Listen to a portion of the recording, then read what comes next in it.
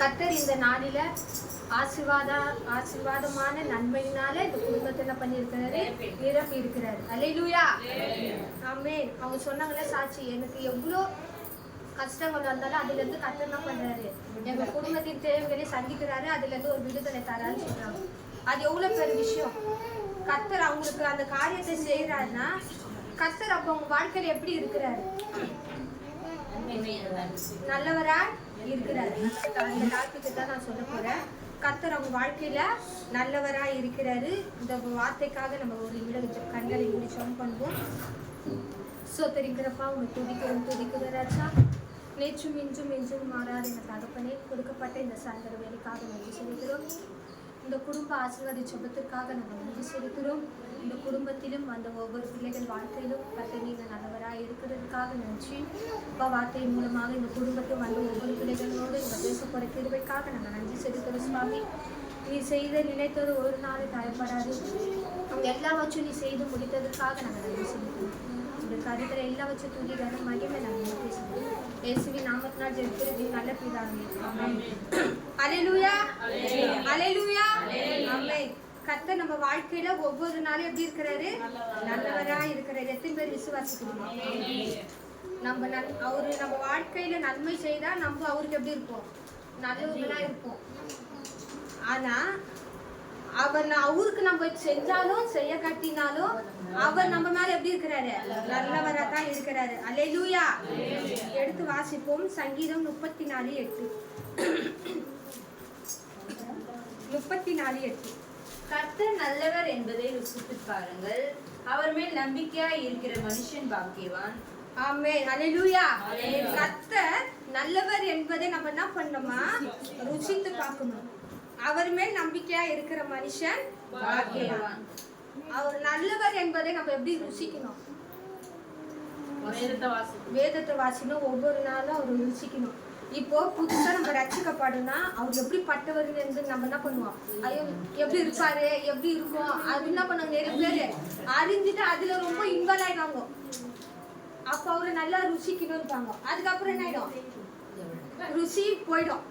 ஆனா கர்த்தர் சொல்றாரு பாருங்க, கர்த்தர் நல்லவர் என்பதை நீங்க என்ன பண்ணணுமா, ருசித்து பார்க்கணும். அவர் மேல நம்ம எப்படி இருக்கணும், நம்பிக்கையா இருக்கிற மனுஷன் பாக்கியவான். அவர் மேல நம்ம நம்பிக்கையா இருக்கும் போது, அவரை ருசித்து பார்க்கும் போது நம்ம வாழ்க்கையில அநேக பாக்கியங்கள் நன்மைகள் நம்ம வாழ்க்கையில கர்த்தர் தருகிற தேவனா இருக்கிறாரு.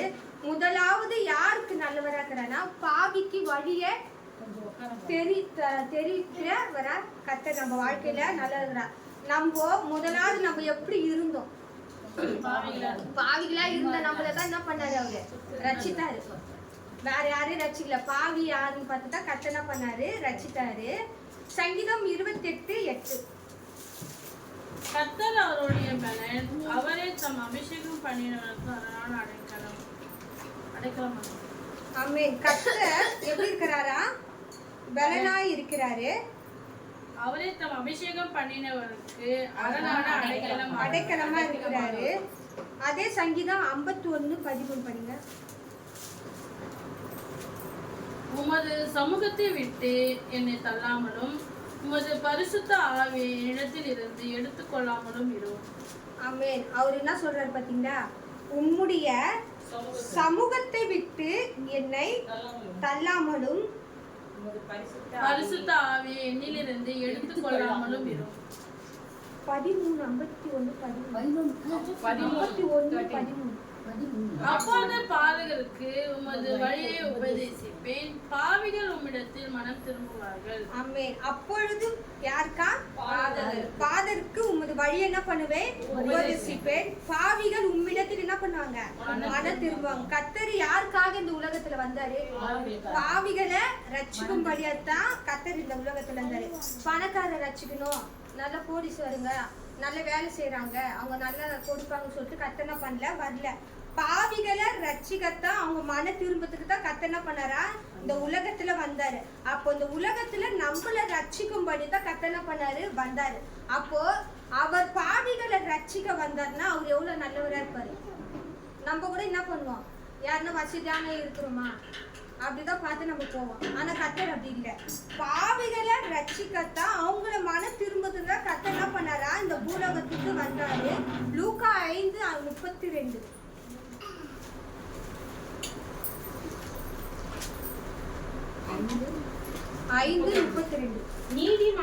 நீதிமான்களை அல்ல பாவிகளையே மனம் திரும்புவதற்கு அழைக்க வந்தேன் என்றார். ஆமென். நீதிமான்களை அல்ல, யாரையா? பாவிகளையே என்ன பண்ணார்? மன திரும்புறதுக்கு அவர் அழைக்க வந்திருக்கிறாராம். அப்போ நீதிமான்களை கர்த்தர் என்ன பண்ணல? தெரிந்து கொள்ளல. பாவிகளையே மன திரும்ப அவங்கள அழைக்கத்தான் கர்த்தர் இந்த உலகத்துல வந்தாரு. அப்போ கர்த்தர் அவங்க வாழ்க்கையில பாவிகளை ரட்சித்து அவங்க வாழ்க்கையில நல்லவரா என்ன பண்றாரு? மன திரும்புதலுக்கு ஏற்றதா வழி நடத்துற தேவனா இருக்கிறாரு. முதலாவது பாத்தீங்கன்னா பாவிகளை வழி நடத்த கர்த்தர் இந்த உலகத்துக்கு வந்தாரு. இரண்டாவது பாத்தீங்கன்னா கிருபை மிகுந்தவராய் நம்ம வாழ்க்கையில நல்லவராய் இருக்கிறாரு. சங்கீதம் 86:5. 86:5. ஆண்டவரே, நீர் நல்லவரும் மன்னிக்கிறவரும் உம்மை நோக்கி கூப்பிடுகிற யாவர் மேலும் கிருபை மிகுந்தவருமாய் இருக்கிறீர். ஆமென். அவர் எப்படி இருக்கிறாரா? நீர் நல்லவரும் மன்னிக்கிறவரும் உம்மை நோக்கி கூப்பிடுகிற யாவர் மேலும் கிருபை மிகுந்தவரா இருக்கிற தேவனா இருக்கிறாரு. அவர் எப்படி இருக்கிறாரா? நல்லவரா இருக்கிறாரா? நம்மள என்ன பண்றாரு? ஒவ்வொரு நாளும் மன்னிக்கிற தேவனா இருக்கிறாரு. அவரை நம்ம எந்த சமயத்துல எந்த நேரத்துல நம்ம அவரை நோக்கி கூப்பிடும் போது யாவர் மேலும் அப்படி யார் எப்படி இருக்கிறாரா? கிருபை மிகுந்தா. இப்போ சாட்சி சொன்ன மாதிரி எங்க வாழ்க்கையில எவ்வளவு கஷ்டம் வந்தாலும் அந்த கஷ்டத்துல இருந்து கர்த்தர் என்ன பண்ண விடுதலை தர.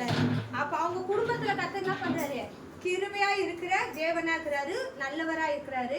அதே சங்கீதம் 103:8. கர்த்தர் உருக்கமும் இரக்கமும் நீடிய சாந்தமும் மிகுந்த கிருபையும் உள்ளவர். ஆமென். கர்த்தர் எப்படி இருக்கிறாரா? உருக்கமும் இரக்கமும் நீடிய சாந்தமும் மிகுந்த கிருபையும் உள்ளவர். ஆமென். நம்ம வாழ்க்கையில ஒவ்வொரு நாளும் அவர் இரக்கமாவும் நம்ம எது தவறு செய்தாலும் அவர் ரொம்ப பொறுமையா நம்மள என்ன பண்றாரு? மிகுந்த கிருபைனால நம்மள என்ன பண்றாரு? கர்த்தர் வழி நடத்துகிற தேவன். அவர் கிருபை இல்லைன்னா இந்த 7 மாதங்கள் நம்மளால கடந்து வர முடியாது. அவர் கிருபையினால தான் நம்ம இந்த நாள் கூட நம்ம ஜீவனோடு இந்த இடத்துல நம்ம அமர்ந்து அவரை துதிக்கிறோம், நம்ம அவரை பாடுறோம். அவர் நம்ம வாழ்க்கையில நல்லவரா, அவர் கிருபை மிகுந்த தேவனா இருக்கிறாரு. அதே சங்கீதம் 145:8. கர்த்தர் இரக்கமும் மன உருக்கமும் நீடிய சாந்தமும் மிகுந்த கிருபையும் உள்ளவர். கர்த்தர் எப்படி இருக்கிறாரா? மிகுந்த கிருபை உள்ள தேவனா இருக்கிறாரு. நம்ம மேல இரக்கமா இருக்கிறாரு, மனதுருகிற தேவனா இருக்கிறாரு. யோவேல் 2:13.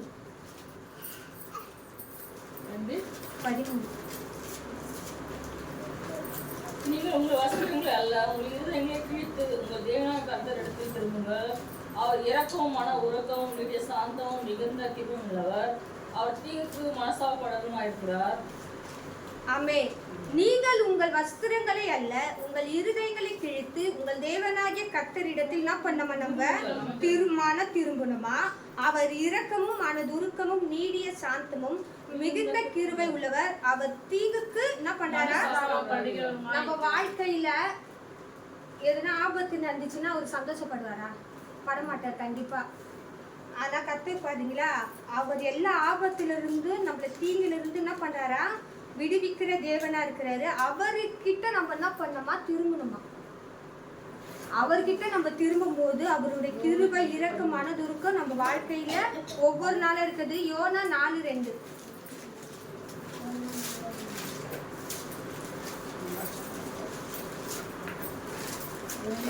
4:2. கர்த்தரை நோக்கி விண்ணப்பம் பண்ணி, கர்த்தாவே, நான் என் தேசத்தில் இருக்கும் போதே நான் இதை சொல்லவில்லையா?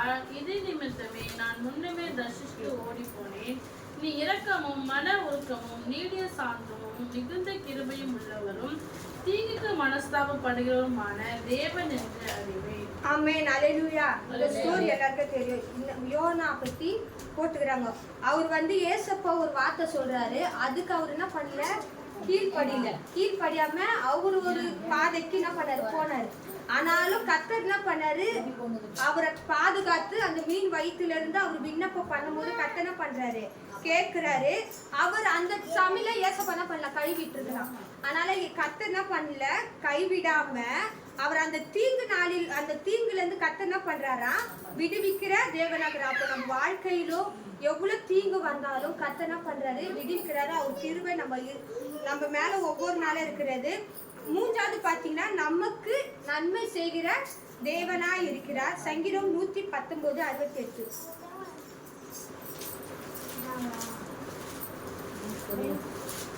தேவரின் நல்லவரும் நன்மை செய்கிறவருமாய் இருக்கிறீர், உமது பிரமாணங்களை எனக்கு போதியும். ஆமே.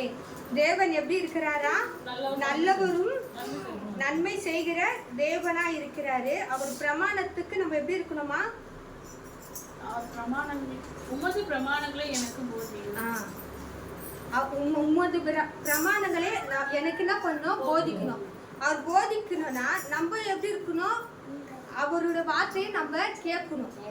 அவர் தேவன், நீ நல்லவரும் நன்மை செய்கிறவருமா இருக்குது. அப்போ அவர் நம்ம வாழ்க்கையில நன்மை செய்கிறவரா இருக்கும் போது அவரோட வார்த்தைகளை நம்ம என்ன பண்ணணும், கேட்கணும். அதன்படி அந்த போதகத்தை நம்ம வாழ்நாள்ல பயன்படுத்தணும். அப்போஸ்தலர் 10:38.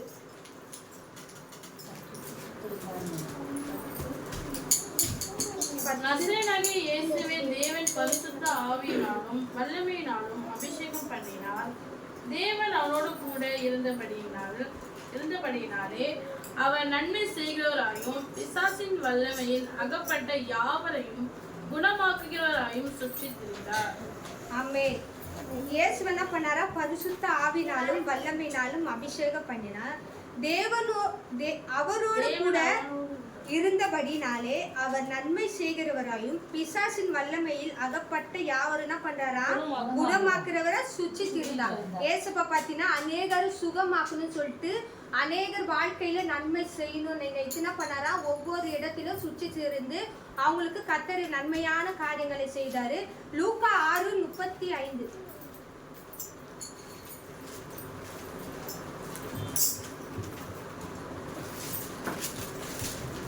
உங்கள் சத்துருக்களை செய்யுங்க, நன்மை செய்யுங்க, கைமாறு கருதாமல் கடன் கொடுங்க, அப்பொழுது உங்கள் பலன் மிகுதியாயிருக்கும். உன்னதமானதுக்கு நீங்கள் பிள்ளைகளாக இருப்பீர்கள். அவர் நன்றி அறிதலுக்கு துரோகிகளுக்கும் நன்மை செய்கிறாரே. ஆமென். கர்த்தர் பார்த்தீங்கன்னா எல்லாரும் என்ன பண்றாரு, நன்மை செய்கிற தேவனா இருக்கிறாரு. அவர் எல்லாரும் என்ன பண்றாரு, ஒரே நிலைமையில தான் என்ன பண்றாரு, கர்த்தர் வைத்திருக்கிறாரு. நம்மள என்ன பண்ணுமா, ஒவ்வொருவருக்கும் என்ன பண்ணோம், நன்மை செய்கிற பிள்ளைகளா இருக்கணும். அதே சங்கீதம் 13:6.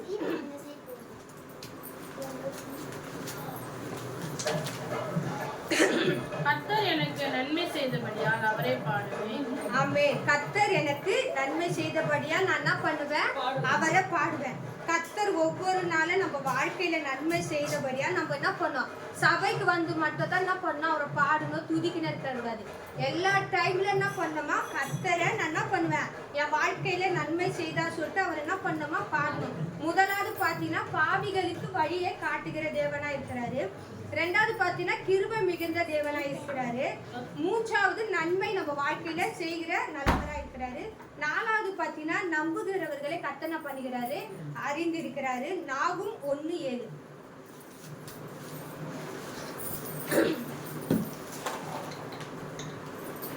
கர்த்தர் நல்லவர், இக்கட்டு நாளிலே அரணான கோட்டை, தம்மை நம்புகிறவர்களே அறிந்திருக்கிறார். ஆமென். கர்த்தர் எப்படி இருக்கிறாரு, நல்லவரா இருக்கிறாரு. இக்கட்டு நாளில எப்படி இருக்கிறாரு, நம்ம வாழ்க்கையில அரணான கோட்டையா இருக்கிறாரு.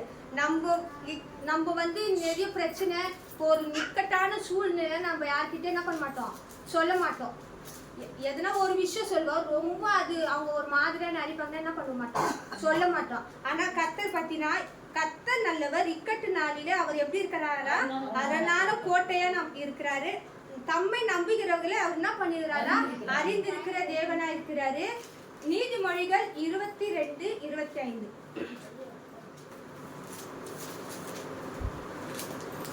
ஏழை இருக்கிறான் என்று ஏழையை கொள்ளையிடாதே, சுமையானவனை நியாயஸ்தலத்தில் உபத்திரப்படுத்தாதே.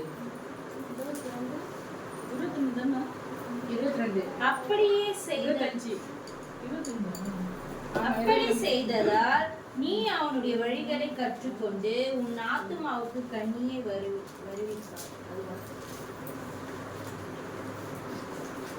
சங்கீதம் 18:30.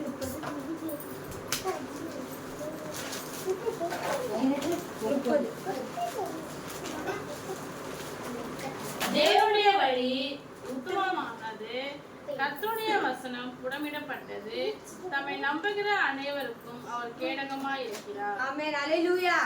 தேவனுடைய வழி எப்படி இருக்கிறதா? உத்தமமா இருக்கிறது. அவருடைய வசனம் புடமிடப்பட்டது, தம்மை நம்புகிற அனைவரும் அவர் என்ன பண்றாரா? கேடகமா இருக்கிறார். அவருடைய வழியில நடக்கிற நம்ம எல்லாரும் எப்படி இருப்போமா? உத்தமமா இருக்கிறோம். அவருடைய வசனம் புடமிடப்பட்டது. அவருடைய வார்த்தையில ஒவ்வொரு வசனம் பார்த்தீங்கன்னா ஒவ்வொரு விதமா இருக்கும். அப்ப அவருடைய வழியில நம்ம நடக்கும் போது, இப்ப சபைக்கு வரவங்கள ஒரு வழியில இருப்பாங்க, சபையை விட்டு வெளியே போறவங்கள பார்த்தீங்கன்னா அதே வழியில இருப்பாங்களா? கண்டிப்பா இருக்க மாட்டாங்க. அவங்க சூழ்நிலை அந்த உலக பிரகார வாழ்க்கையில என்ன பண்ணியிருப்பாங்க? மாறிட்டு இருப்பாங்க. ஆனா தேவனுடைய வழியில நடக்கிற நம்ம ஒவ்வொருவரும் எப்படி இருக்கணுமா? உத்தமமா இருக்கணும். இதே புலம்பல் 3:25. புலம்பல் 3:25. தமக்கு காத்திருக்கிறவருக்கும் தம்மை தேடுகிற ஆத்மாவுக்கும் கர்த்தர் நல்லவர். ஆமென். இதுல பாத்தீங்கன்னா கடைசியா தமக்கு காத்து இருக்கிறவருக்கும் தம்மை தேடுகிறவர்கள் அவர் எப்படி இருக்கிறாரா? நல்லவர். அப்போ அவருக்கு நம்ம எப்படி இருக்கணும்? காத்து இருக்கணும். அவரை ஒவ்வொரு நாளும் நம்ம என்ன பண்ணணும்? தேடணும். அப்பதான் அவர் நம்ம வாழ்க்கையில எப்படி இருப்பாரு? நல்லவரா இருப்பாரு. அப்ப அவருக்கு காத்திருந்து அவர் வழியில நம்ம நடக்கும் போது அவர் நம்ம வாழ்க்கையில நல்லவரா இருப்பாரு. இப்போ இவங்க சொன்ன மாதிரி ஆண்டி சொன்னாங்கல்ல, சர்ச்சுக்கு கரெக்டா வரணும். அப்போ இப்போ அவங்க கொஞ்சம் தேடாம இருந்தாலும் இன்னும் அதிகமா அவங்க வாழ்க்கையில தேடும் போது கர்த்தர் அவங்க வாழ்க்கையில எப்படி இருப்பாரு? இன்னும் ஆசீர்வாதம், இன்னும் நல்ல கிருபையா அவங்க வாழ்க்கையில கர்த்தர் எல்லாம் வச்சு நல்லதா செய்வாரு. அப்போ ஒவ்வொரு நாளும் நம்ம என்ன பண்ணோம்? அவருக்குள்ள காத்திருந்து அவர் வழியில நம்ம நடக்கும் போது கர்த்தர் நம்ம பாவில இருந்து நம்மளை ரட்சித்தாரு. அப்போ நம்ம அவருக்குள்ள எப்படி இருக்கணுமா? உத்தமா இருக்கணும். ஒவ்வொரு நாளும் அவர் காத்திருந்து அவர் வார்த்தையை கேட்டு நடக்கும் போது அவர் நம்ம வாழ்க்கையில இதை காட்டில என்ன பண்ணுவாரு? பெரிதான காரியங்களை நன்மையினால பிள்ளைகளோ அப்புறம் அவங்க வாழ்க்கையில அவங்க தேவைகளை கர்த்தனை பண்ண பரிபூரண ஆசீர்வாதத்தோடு வழி நடத்துற தேவனா இருக்கிறாரு. கர்த்தர் நம்ம வாழ்க்கையிலும் இந்த குடும்பத்திலும் வந்த ஒவ்வொரு பிள்ளைகளும் கர்த்தர் எப்படி இருக்கிறாரா? நல்லவரா இருக்கிறார். எத்தனை பேர் விசுவாசிக்கிறீங்க? ஆமென். ஒவ்வொரு பிள்ளைகள் வாழ்க்கையில கர்த்தர் ஒவ்வொரு நாளும் நல்லவரா இருக்கிறாரு. கர்த்தர் இந்த நாளிலும் இந்த வார்த்தை கொடுத்த இந்த குடும்பத்தில கர்த்தர் ஒவ்வொரு நாளும் நல்லவரா இருக்கிறதுக்காக நன்றி செலுத்துறோம். வந்த ஒவ்வொரு பிள்ளைகளும் கர்த்தர் ஆசீர்வதித்து அவங்க வாழ்க்கையில எண்ணி முடியாத அற்புதங்களை அதிசயங்களை கர்த்தர் செய்து அவர் கிருபை ஒவ்வொரு நாளும் இருக்கிறது போல அவங்க பரிபூரண ஆசீர்வாதத்தோடு இன்னும் கர்த்தருக்குள்ள அநேக காரியத்துல சாட்சியா இருக்க கர்த்தர் உதவி செய்வதற்காகவும் கர்த்தர் ஒவ்வொரு பிள்ளைகளை ஆசீர்வதித்து அவங்க தேவைகளை சந்தித்து கர்த்தர் வழி நடத்த போறதுக்காக கர்த்தரை நன்றி செலுத்துறோம். இந்த நாள் கர்த்தர் இந்த வார்த்தை கொடுத்தபடியாக கர்த்தருக்கு நன்றி.